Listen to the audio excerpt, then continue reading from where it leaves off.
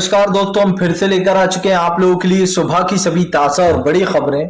फटाफट अंदाज में एक एक कर बताएंगे आपको आज देश और दुनिया से क्या बड़ी खबरें निकलकर सामने आ रही हैं। लेकिन उससे पहले दोस्तों एक नजर डालेंगे सुर्खियों पर। असदुद्दीन ओवैसी ने बीजेपी के ऊपर बोला बड़ा हमला, बोले सावरकर और गोडसे की इच्छा को पूरा कर रही है बीजेपी की सरकार, मुसलमानों को सेकंड क्लास बनाकर। बताएंगे दोस्तों कैसे मुसलमानों के साथ पक्षपात किया जा रहा है। वहीं पर अगली बड़ी खबर में हम आपको बताएंगे दोस्तों बीजेपी नेता का, जी हाँ, छत्तीसगढ़ बीजेपी विधायक का विवादित बयान। बोले फिलहाल भांग खिला दो तो जो है यहां पर लोग रेप करना बंद कर देंगे। इसके बारे में आपको बताएंगे। वहीं पर अगली बड़ी खबर में हम आपको बताएंगे दोस्तों सोशल मीडिया पर नहीं रुक रहा रामनाथ कोविंद का वीडियो। दरअसल मोदी सरकार ने रामनाथ कोविंद की वीडियो के चक्कर में कर दी बेइज्जती। वो हाथ जोड़ रहे थे राष्ट्रपति, जो अब तो हालांकि वो हट चुके हैं, लेकिन दोस्तों वो वीडियो तेजी से वायरल हो रहा है जिसमें मोदी जी के सामने वो हाथ जोड़ रहा है, लेकिन मोदी फोटो खिंचाने में लगे हुए हैं। इसके बारे में भी आपको बताएंगे। वहीं पर अगली बिग ब्रेकिंग में हम आपको बताएंगे दोस्तों संजय सिंह का बीजेपी के ऊपर बड़ा हमला। बोले राष्ट्रपति की बेइज्जती की है प्रधानमंत्री नरेंद्र मोदी ने। इसके बारे में आपको बताएंगे। वहीं पर दोस्तों अखिलेश यादव लड़ेंगे 2024 में अकेले चुनाव। इसके बारे में आपको बताएंगे। वहीं पर आजम खान ने मांगी दोस्तों वाई श्रेणी की सुरक्षा योगी आदित्यनाथ से। बोले मेरी जान को खतरा है, मुझे वापस लौटाई जाए वाई श्रेणी की सुरक्षा। इसके बारे में भी आपको बताएंगे। वहीं पर पश्चिम बंगाल में दोस्तों अर्पिता मुखर्जी हुई कोर्ट के सामने पेश। बता दें 20 करोड़ रुपए नकद मिलने का उनके ऊपर आरोप लगाया गया है। इसके बारे में बताएंगे। वहीं पर दोस्तों यूपी में प्रियंका गांधी ने किए बड़े फेरबदलाव। दरअसल 2024 के चुनाव के लिए प्रियंका गांधी ने यूपी में बड़ा उलटफेर कर दिया है। इसके बारे में भी आपको बताएंगे। वहीं पर राज ठाकरे भड़के फडणवीस के ऊपर। बोले ज्यादा क्रेडिट ना लो, तुम्हारी वजह से नहीं बल्कि खुद उद्धव ठाकरे की वजह से ही गिरी है महाराष्ट्र की सरकार। वहीं पर ओपी राजभर का अखिलेश के ऊपर बड़ा हमला। बोले फिलहाल जो एसी में है, अखिलेश एसी में बैठे रहते हैं, एसी में तो अमित शाह भी रहते हैं लेकिन वो काम करते हैं। अब बताएंगे दोस्तों आखिरकार अमित शाह क्या करते हैं। वहीं पर केजरीवाल का बीजेपी के ऊपर बड़ा हमला, केजरीवाल पार्टी का। बोले फिलहाल प्रधानमंत्री नरेंद्र मोदी अपने आप को राजा बाबू समझते हैं। इसके बारे में भी आपको बताएंगे। तो सारी खबरें दोस्तों फटाफट अंदाज में देंगे, एक एक कर देंगे। फिलहाल खैर चलिए बढ़ते हैं सबसे पहली और सबसे बड़े खबर की ओर। दरअसल आपको बता दोस्तों अखिलेश यादव का बीजेपी के ऊपर बड़ा असदुद्दीन ओवैसी का बीजेपी के ऊपर बड़ा हमला। बोले सावरकर और गोडसे की इच्छा को पूरी करने में लग गई है मोदी सरकार। दरअसल दोस्तों आपको बता दें जितनी भी सरकारी योजनाएं चल रही हैं उसमें सरकार ने स्पष्ट रूप से कह दिया है कि मुसलमानों को कम से कम इसका लाभ दिया जाए। और ये हम नहीं दोस्तों, ये असदुद्दीन ओवैसी कह रहा है, वो भी सबूत के साथ। आपको बताते चले दोस्तों इन दिनों प्रधानमंत्री ने कई योजनाएं चालू कर रखी हैं, लेकिन उन योजनाओं का दोस्तों लोगों को खास करके मुसलमानों को लाभ नहीं मिल पा रहा है। असदुद्दीन ओवैसी ने कहा कि प्रधानमंत्री नरेंद्र मोदी गोडसे और जो है यहां पर दोस्तों आपको बता दें सावरकर की इच्छाओं को पूरा कर रहा है, क्योंकि ये लोग चाहते थे कि मुसलमान सेकंड क्लास बन जाए भारत में। और यही कारण है जो मोदी सरकार ये सब करने की कोशिश कर रही है। आपको बता दें असदुद्दीन ओवैसी ने कहा कि प्रधानमंत्री के नाम की कई योजनाएं चलती हैं। एक तो दोस्तों लोन, जो लोन दिया जाता है प्रधानमंत्री के नाम पर, अब बकायदा वो लोन जो दोस्तों मुसलमानों को कम से कम दिया जा रहा है। यानी कि कुछ लोग ही हैं जिनको लोन दिया जाता है। बेसिकली सरकार ने समझा रखा है कि मुस्लिमों को कम से कम लोन दिया जाए। आपको बता दें दोस्तों सरकार की कई योजनाएं, जैसे कि मुद्रा योजना थी, लोन मुद्रा योजना, प्रधानमंत्री आवास योजना के तहत लोन मिलता है। लेकिन दोस्तों अब तक 300 मुसलमानों को ही सिर्फ लोन दिया गया। ओवैसी ने आंकड़ा भी बताया। असदुद्दीन ओवैसी ने कहा कि फिलहाल बीजेपी जानबूझकर मुसलमानों को सेकंड क्लास बनाने में लग गई है और सावरकर और गोडसे की इच्छा को पूरा किया जा रहा है। दोस्तों सावरकर और गोडसे दोनों ही दो ऐसे नाम है दोस्तों जिन्हें एक ने अंग्रेजों के सामने हाथ जोड़ दिए थे और दूसरे ने दोस्तों आप समझिए गांधी जी की हत्या कर दी थी। और ये दो नाम दोस्तों कहीं ना कहीं ऐसे हैं जो लोग इनको हमेशा याद रखते हैं, क्योंकि उन्होंने न सिर्फ गांधी को बारे में उल्टे शब्द कहे थे, बल्कि दोस्तों ये देश के सबसे बड़े लोग इनको एक तरीके से गद्दार भी मानते हैं। और दोस्तों जो लोग सावरकर और गोडसे को पूछते हैं, आप समझिए उनकी क्या सोच होगी। प्रधानमंत्री नरेंद्र मोदी आज जो भेदभाव कर रहे हैं लोगों के साथ, क्या यही है दोस्तों सबका साथ और सबका विकास? और जिस तरीके से सबका साथ सबका विकास का ढोंग किया जा रहा है, यह साफ साफ दिखाई दे रहा है। चलिए बढ़ते हैं एक और अगली बिग ब्रेकिंग की तरफ। बता दें दोस्तों अगली जो बड़ी खबर निकल कर आ रही है, दरअसल दोस्तों आपको बता दें प्रियंका गांधी ने उत्तर प्रदेश में किया बड़ा अलर्ट फेयर। आपको बता दें दोस्तों उत्तर प्रदेश में अब के साल जो कांग्रेस की हालत थी वो बहुत ही बदतर थी। दरअसल दोस्तों कांग्रेस जो है एक तरीके से इसलिए हारती है दोस्तों क्योंकि कांग्रेस सोचती है यहां पर अखिलेश है, हम रहने देते हैं, मेहनत नहीं करते, अखिलेश को वोट मिल जाएंगे। लेकिन बीजेपी बहुत ही चालाक है दोस्तों, फायदा उठा ले जाती है। और यही कारण दोस्तों जो प्रियंका गांधी को पूरी मेहनत करना चाहिए और जो है यहाँ पर पूरे दिल से चुनाव लड़ना चाहिए। अब वो दिन गए दोस्तों जब दूसरी पार्टियों के बारे में सोचेंगे कि इधर अखिलेश लड़ना है, इधर ममता लड़ रही है, तो हम ताकत ना दिखाएं, क्योंकि दोस्तों इससे तो फिर पार्टी और कमजोर होती है। और यही कारण है जो अब कांग्रेस ने कमर कस ली है, खास करके 2024 के चुनाव के लिए। आपको बता दें प्रियंका गांधी ने उत्तर प्रदेश में काफी फेरबदल कर दिया है। इसका एक मतलब ये भी है दोस्तों कि आने वाले समय में 2024 में चुनाव आने वाले हैं और ये आप अच्छे से जानते हैं दोस्तों कि कांग्रेस के लिए 2024 का चुनाव जीतना बहुत जरूरी हो गया है, क्योंकि अगर कांग्रेस दोस्तों देश में बदलाव चाहती है तो उसको पहले बीजेपी को हराकर सत्ता से बाहर करना ही होगा। और यही कारण है जो कांग्रेस चाह रही है कि वो किसी तरीके से भारतीय जनता पार्टी को सत्ता से बाहर कर दे। आपको बता दें दोस्तों पहले भी बीजेपी के ऊपर कई सवाल उठे, आए दिन उठते रहेंगे हालांकि, क्योंकि बीजेपी की जो सोच है या फिर जो विचारधारा है दोस्तों वो समझ में नहीं आती है और ये विचारधारा दोस्तों देश के खिलाफ है। इसलिए देश में कहीं ना कहीं अगर बदलाव चाहिए, खासकर शांति और चैन अमन चाहिए, तो बीजेपी को हराना बहुत जरूरी हो जाता है। और इसीलिए प्रियंका गांधी ने उत्तर प्रदेश में काफी फेरबदल कर दिया है। हालांकि ये फेरबदल दोस्तों उत्तर प्रदेश में कितना काम आएगा और कितना नहीं ये तो आने वाला वक्त ही बताएगा, लेकिन ये कहना गलत नहीं होगा दोस्तों कि फिलहाल इस वक्त सियासी घमासान जो है वो चरम सीमा पर पहुंच गया है। और चरम सीमा पर जब ये सियासी घमासान पहुंच गया है तो आप अच्छे से जानते हैं दोस्तों कि इस वक्त बीजेपी पूरी कोशिश करेगी कि वो देश में खास कर दोस्तों एक ऐसा माहौल बना के रखे जिससे कि भारतीय जनता पार्टी को फायदा हो। चलिए बढ़ते हैं एक और अगली बिग ब्रेकिंग की तरफ। बता दोस्तों बीजेपी नेता का विवादित बयान, बोले फिलहाल जो लोग शराब वराब पीते हैं वही रेप जैसी घटनाओं को करते हैं। आपको बता दें दोस्तों ये मामला जो है यहाँ पर भूपेश बघेल के यहाँ का है। जी हाँ, बीजेपी का जो विधायक है उसने विवादित बयान दे दिया। बोले फिलहाल नशे के लिए कुछ ना कुछ तो होना चाहिए लोगों को नशा करने के लिए, इसलिए सबको भांग खिला दो, कोई भी किसी का रेप नहीं करेगा। अब आप समझिए दोस्तों ये जो महिलाओं के साथ रेप हो जाते हैं बीजेपी के नेता को लगता है ये नशे के कारण होते हैं, जबकि दोस्तों आजकल महिलाएं कितनी असुरक्षित है ये आप बखूब जानते हैं। और दोस्तों बीजेपी नेता का ये विवादित बयान कि भैया लोगों को भांग खिला दो, कुछ ना कुछ तो होना नशा करने के लिए, मतलब दोस्तों बीजेपी के लोग लोगों को नशा करने के लिए आगे से आगे बढ़ावा दे रहे हैं। उनका मतलब है कि अगर शराब बंद करो तो लोगों को भांग पिलाओ, ये भी दोस्तों नशा हुआ, शराब भी नशा है। जाहिर सी बात है कि बीजेपी के नेता इस तरीके की बदअकल की ही बात करते हैं। बीजेपी के जितने भी विधायक हैं दोस्तों वो इस तरीके की बेफजूल की या फिर यूं कहते हैं कि बेउम्मती की बातें करते हैं जिसका कोई मकसद ही नहीं है। अब दोस्तों महिलाओं के अगर रेप हो रहा है तो बीजेपी को लगता है कि भांग पिला दो और उससे रेप नहीं होंगे। भाई आप किसी के दिल में छुप के बैठे हो। आप देखिए दोस्तों कि जितने भी लोग हैं वो महिलाओं के साथ जिस तरीके का व्यवहार करते हैं, जिन लोगों के साथ अब तक दोस्तों इस तरीके की घटनाएं हुई हैं, जितने भी परिवार हैं उनको अब तक इंसाफ नहीं मिला है। कई केस तो ऐसे हैं जो अब तक चल रहे हैं दोस्तों, कई ऐसे हैं जिनको जो है यहाँ पर खुद पुलिस ने ही इंसाफ करा दिया। लेकिन सबसे बड़ा सवाल ये उठता है कि बीजेपी के नेता इस तरीके के विवादित बयान जो देते हैं आखिरकार दोस्तों इनके ऊपर कार्रवाइयां क्यों नहीं होती हैं। आप समझिए बीजेपी तो खुद इस तरीके के बयान दे रही है, उनके नेता ही इस तरीके के बयान दे रहे हैं, तो लोग नशे मुक्त कैसे होंगे। एक तरफ ये केजरीवाल को घेरते हैं कि भैया केजरीवाल शराब का खनन कर रहा है, दूसरी तरफ दोस्तों आप समझिए खुद ही जो लोगों को नशा करने की नसीहत देते हैं। और दोस्तों बीजेपी शराब पर रोक नहीं लगाती। अगर बीजेपी शराब पर रोक लगा दे तो आप खुद समझ सकते हैं दोस्तों कि देश के कितने युवा और कितने लोग सुधर जाएं।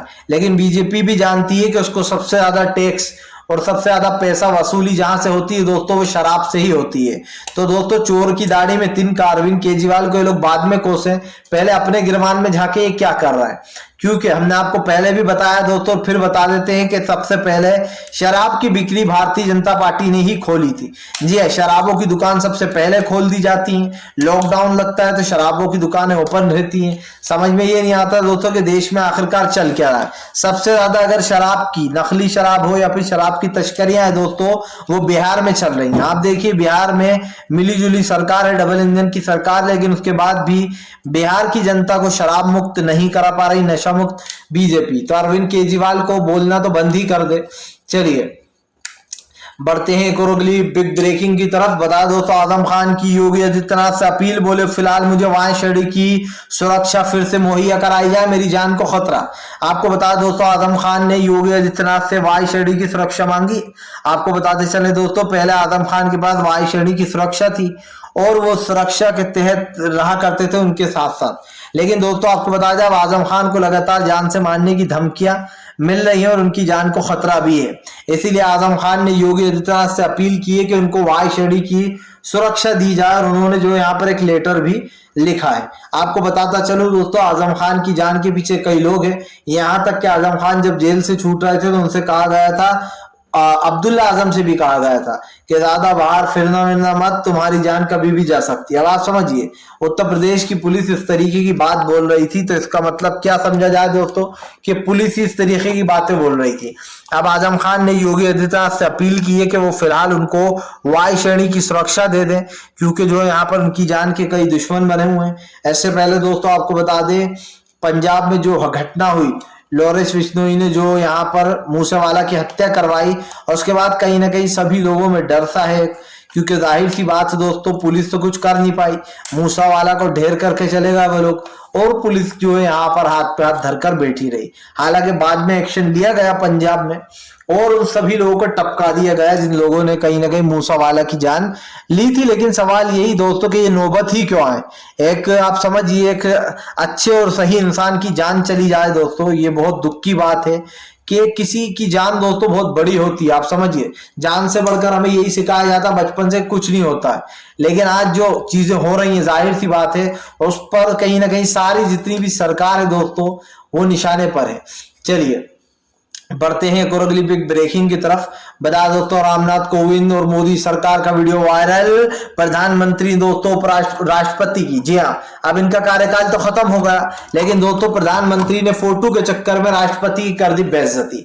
आपको बता दें दोस्तों प्रधानमंत्री का ये पहला वीडियो नहीं है जो सोशल मीडिया पर वायरल हो रहा है। इससे पहले भी नरेंद्र मोदी दोस्तों धज्जियां उड़ा चुके हैं बड़े बड़े नेताओं की और बड़े बड़े लोगों की। फोटो के आगे दोस्तों मोदी सरकार को कुछ दिखाई नहीं देता, ऐसा लगता है कैमरा आते से ही मोदी जी दोस्तों पूरी तरीके से पागलों की तरह हरकत करने लगते हैं। आपने देखा होगा दोस्तों इससे पहले भी प्रधानमंत्री नरेंद्र मोदी ने फोटो के लिए कई बार मास्क उतारा है, चेहरे पर मास्क नहीं पहना है कि मेरा फोटो बुरा आएगा, और कई बार तो अपने सामने से दोस्तों बड़े बड़े लोगों को हटा दिया है, जैसे ट्विटर का मालिक हुआ, जो बाइडेन हुए, उनको साइड में कर फोटो खिंचवाया है।